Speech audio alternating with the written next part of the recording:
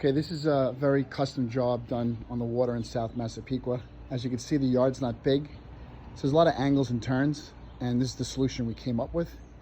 So obviously we came down this way, we bumped it out by the steps, and then we bumped it out to get it past that wall, so the wall's on the inside of the pool so a child can't stand on and get into the pool. The most important part about this job that Pool Guard Manufacturing can do for a client, or I can, is we can actually make a custom paddle for the client to be the exact same height as our fence.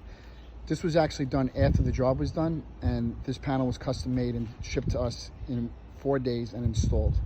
Yes, it's an extra surcharge for that, not that expensive, but from my knowledge, I think Pool Guard Manufacturing is the only company in the country that will actually do something like this, because we do make everything from start to finish at Pool Guard in Tampa, Florida. All American made components.